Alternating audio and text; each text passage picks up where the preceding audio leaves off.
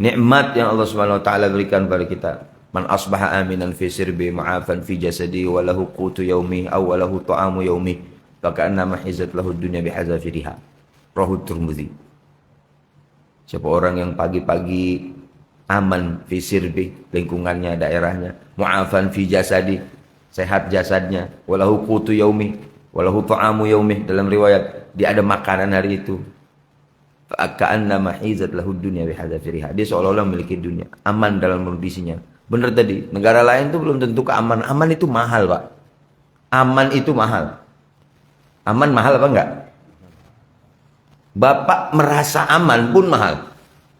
Kita kalau keluar kemana-mana aman gini, seneng. Pagi-pagi subuh bisa kumpul di sini. Ada perasaan tertekan aja kita sulit. Kita lagi kemana-mana nih, lagi keluar makan, duduk sama temen. Jangan kita tadi katanya dikejar-kejar sama keamanan, dikejar apa? Ditelepon terus sama bini aja itu aja ribet juga. Betul apa enggak?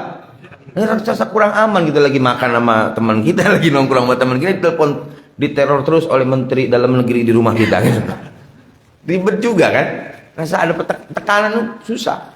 Maka ketika kita dalam kondisi aman, syukuri aman. Ya Allah ya Karim. Pecah sekarang peperangan di negara yang kami tempat belajar. Nggak tahu orang mau cari air, mau cari makan, semua hancur. Maka syukurilah nikmat keamanan ini yang Allah Subhanahu wa taala berikan kepada kita. Aminan fi sirbi, mu'afan fi jasadi, badannya sehat. Ini alhamdulillah di sini kelihatan sehat semua. Kok nggak amin ini, kayaknya sehat nggak nih? Amin. Ini sehat, kesehatan ini yang Allah berikan, mahal harganya, mahal harganya. Coba kalau misalnya di sini ada yang urat saraf kejepit, nggak bisa duduk ini nih. Ada yang tahu penyakit saraf kejepit di pinggang itu? Oh, nggak bisa duduk ini, miring kanan, miring kiri, bangun susah, duduk susah, nggak bisa. Allah kasih di sini. Sakit gigi aja, sakit gigi. Allahu Akbar. Nggak jarang ada cerita orang sakit gigi mati, tapi sakitnya pengen mati rasanya. Ya kan? Sakit tuh, orang berisik di luar pun, bising di luar pun, aduh marah rasanya. Sakit, nggak ada yang enak sakit.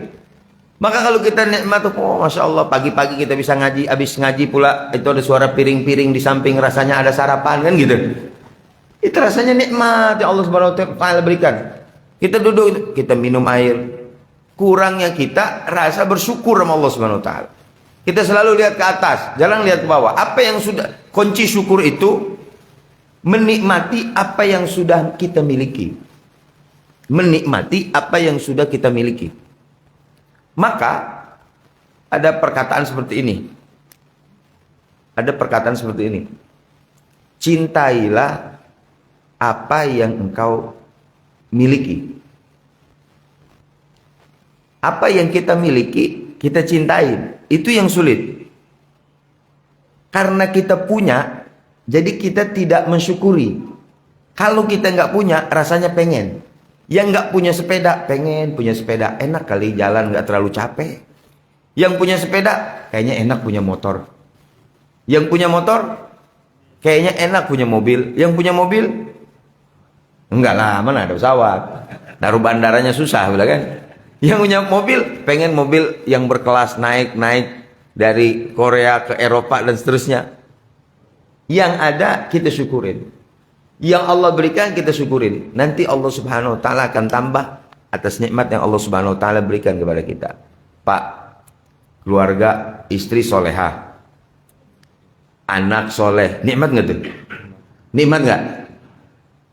Anak taat, kita mau ngomong taat. Berapa banyak orang yang sekarang hartanya banyak, waliyadzubillah, anaknya nggak taat sama dia, bahkan membangkang sama dia. Maka Allah berikan itu nikmat sama Allah Subhanahu wa taala berikan kepada kita, kurangnya kita syukur dan merenung syukur dalam kesendirian kita. Sehat syukur, harta syukuri. Dan Allah Subhanahu, nahnu qassamna bainakum, kami bagi-bagi kalian ini. Dibagi-bagi itu berbeda-beda. Ada yang dibagi harta banyak, penyakitnya banyak. Ada yang dikasih penyakit, ada yang hartanya nggak ada, nggak sakit-sakit.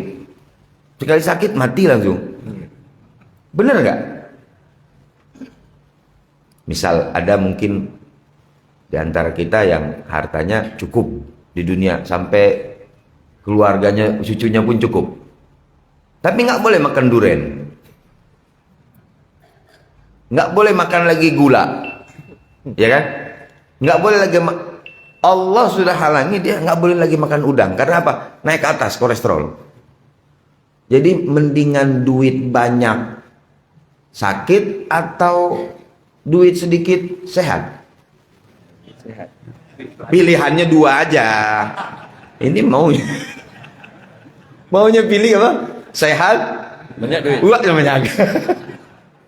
Semua itu mau. Nikmat yang Allah berikan ini kurangnya kita syukurnya. Aminan fi sirbi ma'afan fi jasadi, jasadnya sehat. Nikmat yang Allah Subhanahu wa taala berikan kalau kita renungin, ya Allah, nggak bisa kencing aja, masuk ke rumah sakit orang itu. Nggak bisa buang air besar, masuk ke rumah sakit. Nggak bisa kentut pun bahaya pula. Perutnya kencang, harus makan obat. Maka ketika ada di kamar, bapak tiba-tiba terlepas gitu kan, di depan istrinya, gitu misalnya, alhamdulillah, karena membuang angin itu nikmat. Yang bahaya itu justru yang pelan suaranya, nah itu yang bahaya. Jadi bapak-bapak yang dirahmati Allah Subhanahu Wa Taala, ibu-ibu yang dirahmati Allah Subhanahu Wa Taala, subuh ini kita belajar bagaimana kita mensyukuri nikmat yang Allah Subhanahu Wa Taala berikan. Syukur cukup, alhamdulillah enggak. Yang paling tinggi syukur itu ketika kita masuk ke dalam lubuk hati kita, bergetar, terjadi getaran di jiwa kita, kita meresapi, meyakini, menerima atas yang Allah berikan kepada kita, lalu beraplikasi kepada amal kita. Alhamdulillah bagus. Tapi yang sempurna adalah ketika kita diberikan rizki, kita berikan rizki itu di jalan Allah.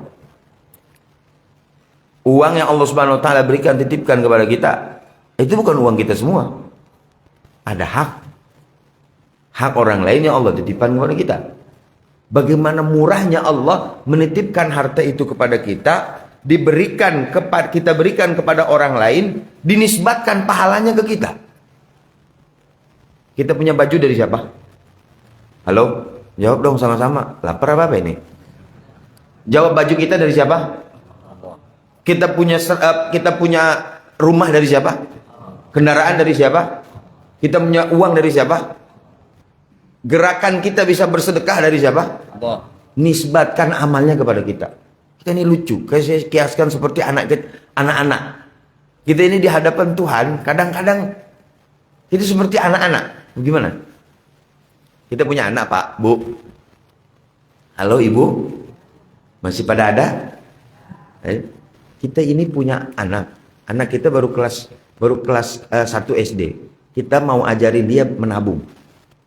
Wah, anakku nabung dong. Saya kasih. Nabung. Wah, masih kecil nih. Dia terima uangnya dari orang tuanya. Dimasukin ke celengan dia. Udah 1 tahun, 2 tahun mau beli sepeda. Begitu mau beli sepeda, dia bongkar itu. Ayo kata orang tuanya, buka itu. Celengannya buka. Dihancurkan untuk celengannya, dibuka uangnya. Waduh, dapat uang 2 juta. Mau beli sepeda yang bagus. Dapat uang 1 juta. Mau beli sepeda yang bagus. Anak itu ngerasa ini duit siapa? Duit dia. Yang padahal yang nyuruh orang tuanya. Uangnya dari orang tuanya. Yang memberi uangnya orang tua. Yang nyuruh nebok, bahasa Betawinya, memecahkan celengannya orang tuanya. Yang nganter beli sepeda orang tuanya. Tapi anak itu ngerasa ini sepeda dia. Kita kadang-kadang begitu. Yang ngasih uang siapa? Allah. Ngasih kita kerjaan siapa? Allah. Yang bisa kita bergerak bekerja dari Allah. Habis itu kita punya uang, bisa rezeki. Habis itu kita sedekah pun. Ini atas nama saya nih. Padahal yang ngasih, begitu rahmat Allah begitu luas kepada kita, sehingga dinisbatkan amal itu kepada kita. Maka banyaklah kita bersyukur kepada Allah Subhanahu Wa Taala atas nikmat yang Allah Subhanahu Wa Taala berikan kepada kita. Maka yakinlah bapak-bapak yang dirahmati Allah, ibu-ibu, apapun yang Allah putuskan untuk kehidupan kita, itu yang terbaik buat kita. Apapun yang Allah putuskan buat kita, itu yang terbaik buat kita. Pasti terbaik. Asa antukrihu syai'a wa huwa khairul lakum. Barangkali engkau membenci suatu kejadian dalam kehidupan kalian, tapi itu sebenarnya baik buat engkau. Tapi yang tahu siapa? Allah. Dulu guru kita pernah bercerita, Syekh pernah bercerita dengan tentang pemaknaan semua apapun yang diputuskan oleh Allah untuk kehidupan kita, itu yang terbaik. Ada seorang raja punya menteri. Menterinya ini selalu apapun yang dilakukan oleh raja, apapun yang terjadi di depan raja, dia jawab khair. Apa? Khair. Khair itu apa artinya? Baik, baiklah. Ini baik, ini baik, ini baik itu. Suatu ketika raja lagi buka buahan, tiba-tiba raja tangannya terputus, salah satu jarinya terputus karena pisaunya terlalu tajam, putuslah itu tangannya. Refleks menteri ini bilang, khair. Macam mana pula? Dia bilang, khair, baiklah itu. Marah nih raja, kenapa tangan aku putus kau bilang baik? Masukkan dia, dipanggil itu, masukkan dia ke penjara. Dimasukkan untuk penjara. Hari ini kita jalan-jalan kata raja, kita berburu. Kebiasaan raja Arab itu berburu di hutan. Berburu di hutan dibawa menterinya semuanya kecuali menteri yang di dalam penjara tadi. Jalan dia ke hutan. Masuk ke dalam hutan, ternyata ketemu suku kanibal, makan orang. Ditangkap semua sama raja-rajanya. Begitu masuk antri semua. Menteri-menteri ini masuk buat dimakan sama kanibal ini, suku kanibal dimakan semua. Begitu giliran raja, waduh, ini nggak bagus ini. Kenapa? Tangannya putus sedikit nih. Karena kalau korban kuping-kupingnya itu dagingnya kurang nggak boleh. Nah ini nggak bagus nih. Udah balikan. Jadi yang dilepas cuman raja. Raja ingat, masya Allah, menteri saya bilang waktu tangan saya putus, khair. Balik itu raja, ketemu dengan menteri tadi, dikeluarkan dari penjara. Saya tanya kepada engkau, kalau saya tangan putus, khair saya nggak jadi dimakan. Kamu saya masukkan ke dalam penjara, apa khairnya? Kalau saya nggak masuk penjara, saya ikut dengan menteri yang lain, maka bagus saya di penjara, khair juga. Jadi apapun yang ada di dalam kehidupan kita, itu yang khair.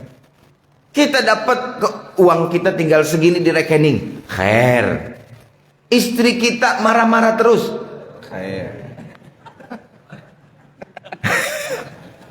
Suami kita kulitnya rada gelap dikit, khair. Suami kita kalau diminta tolong nggak mau ngerjain, khair. Suaminya nikah lagi, khair. Nah, itu maunya bapak itu. Jadi apapun yang Allah berikan kepada kita, yakin itu yang terbaik buat kita. Yang paling terbaik. Barangkali engkau membenci sesuatu, padahal itu terbaik buat engkau. Barangkali itu engkau inginkan, pada hakikatnya itu buruk buat kita. Yakinlah bahwasanya segala apapun dalam langkah kita, kita tidak pernah tergeser daripada rahmat Allah subhanahu wa ta'ala. Tanamkan apa yang kita miliki, kita syukuri. Rizki yang Allah subhanahu wa ta'ala berikan, kita syukuri. Jangan menjadi barometer itu, Pak. Kadang-kadang anak-anak soleh ini, ini karena di sini banyak orang tua, kita jangan sering menanamkan di benak anak kita itu selalu material ya. Tapi dekatkan mereka kepada ulama agar ruhaniyah mereka sambung kepada para ulama. Agar ulama menjadi idola. Banyak para ulama-ulama dari Riau Kembaru ini. Ulama-ulama yang udah go nasional, go internasional. Jadi kita ajarkan kepada mereka dekat kepada ulama. Kita sering tanamkan kepada anak kita, sudah kerjanya apa, ininya apa. Itu bagus, tapi jangan jadi barometer yang terbaik. Kerja kalian apa? Apa tuh kalau apa? Ngeluarin dari sawit itu, sawit apa sawit? Dodos. Kerja kalian apa? Dodos. Jadi yang dilihat barometer adalah seberapa taat dia kepada Allah, anak kita, seberapa dekat dia kepada Allah Subhanahu wa taala, seberapa dekat dia dengan pembawa risalah yaitu para ulama warathatul anbiya. Hadirkan mudah-mudahan anak-anak kita di sini yang muda-muda kita hadirkan lagi lebih banyak lagi. Semoga mereka bersambung estafetkan majlis ini sampai insya Allah kita bersemu di surga Allah Subhanahu Wa Taala mudah-mudahan. Dan begini ini kita kan tahu siapa yang bisa memberikan syafaat. Nanti di hari kiamat kita kumpul dengan orang soleh itu kita sudah untung kumpul sama orang soleh. Duduk dengan orang soleh, kita udah untung. Beruntunglah kita bisa berkumpul dengan orang soleh. Circle kita ini orang-orang baik yang dekat dengan Allah Subhanahu Wa Taala. Kalau circle-nya kurang baik, akan berpengaruh kepada orang itu.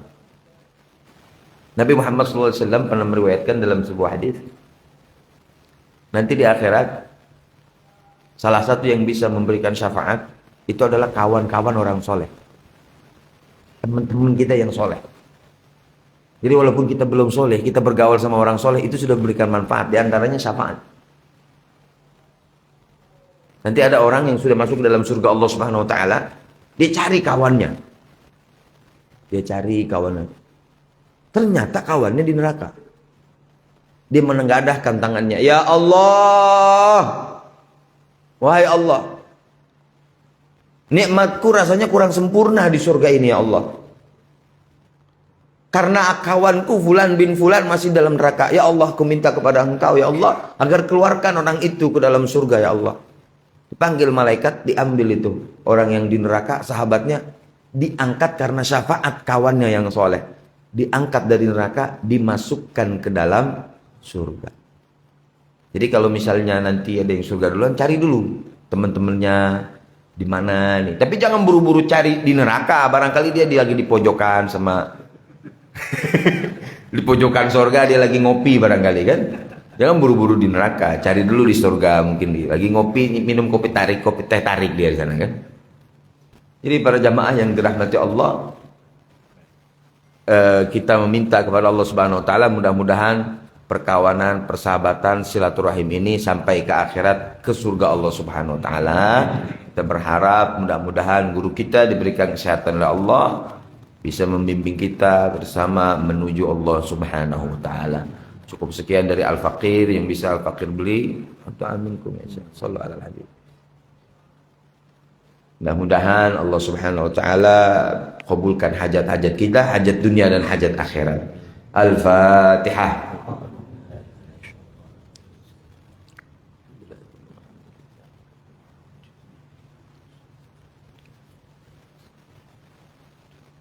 Astaghfirullahaladzim. Alhamdulillahirrabbilalamin. Hamdan yuwafi ni'amahu yukafi'u mazidah. Ya Rabbana lakal hamdu laka syukru kama yanbaghi li jalali wajhika wa li'azimi sultanik. Allahumma salli wa sallim wa barik ala sayyidina Muhammadin wa ala ali sayyidina Muhammad. Allahumma inna nas'aluka min fujaatil khair wa na'udzu bika min fujaatil syarr. Allahumma ya Allah ya ghiyathal mustaghithin wa ya ajwadal ajwadin. اجعلنا من عبادك الصالحين من عبادك الصالحين. اللهم لا تدع لنا في مقامنا هذا ذنبا إلا غفرته ولا هما إلا فرجته ولا دينا إلا قضيته ولا حاجة من حوائج الدنيا والآخرة إلا قضيتها ويسرتها يا الله يا الله يا الله يا رب العالمين. اللهم إنا نعوذ بك من الهم والحزن ونعوذ بك من العجز والكسل ونعوذ بك من الجبن والبخل ونعوذ بك من غلبة الدين وقهر الرجال. ربنا هب لنا من أزواجنا وذرياتنا قرة أعين واجعلنا للمتقين إماما. ربنا آتنا في الدنيا حسنة وفي الآخرة حسنة وقنا عذاب النار. صلى الله على سيدنا محمد وآله وصحبه والحمد لله رب العالمين.